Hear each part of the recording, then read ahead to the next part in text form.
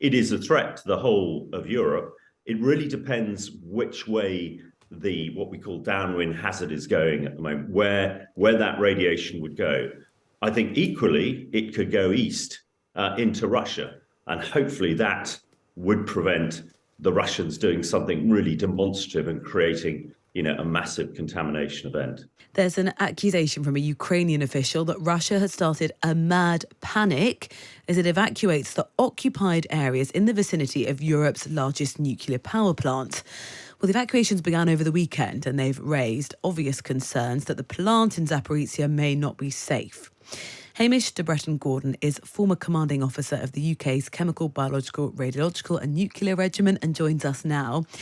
Hamish, why is it, or what would happen which would prompt a decision to say we've got to evacuate those local areas? Well, we know that the Russians are evacuating quite a few towns in the Zaporizhzhia region. What of particular concern recently is that last week, Signor Grossi, the head of the International Atomic Energy Agency, said that his inspectors at the nuclear plant had seen Russians wiring explosives around the plant, which is obviously incredibly dangerous.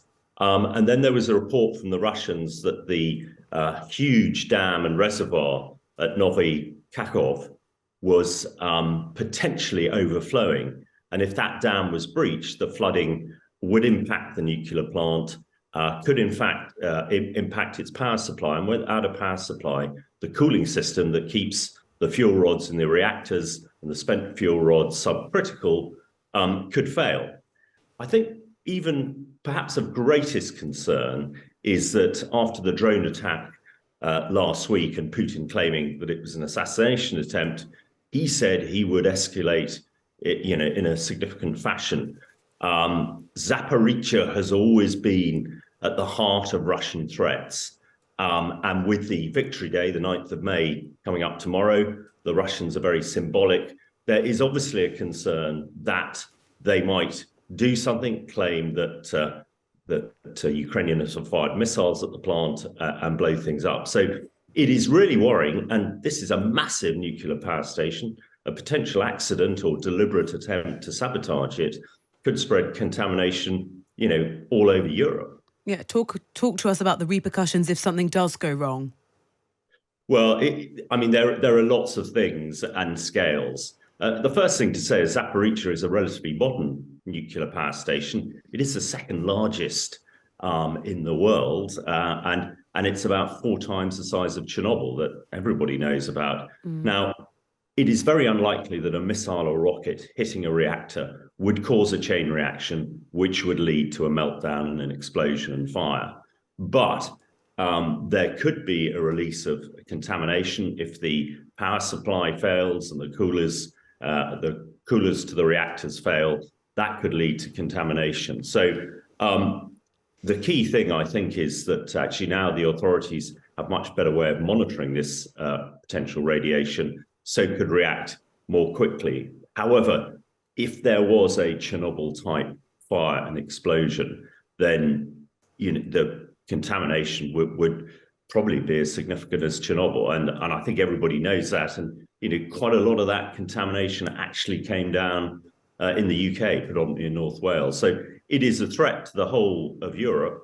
It really depends which way what we call downwind hazard is going at the moment, where that radiation would go.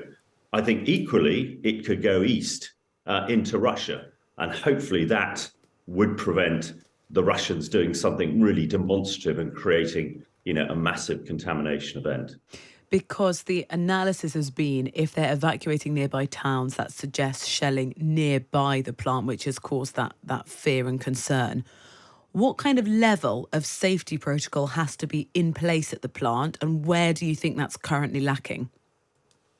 Well, every safety protocol is lacking at Zaporizhzhia at the moment.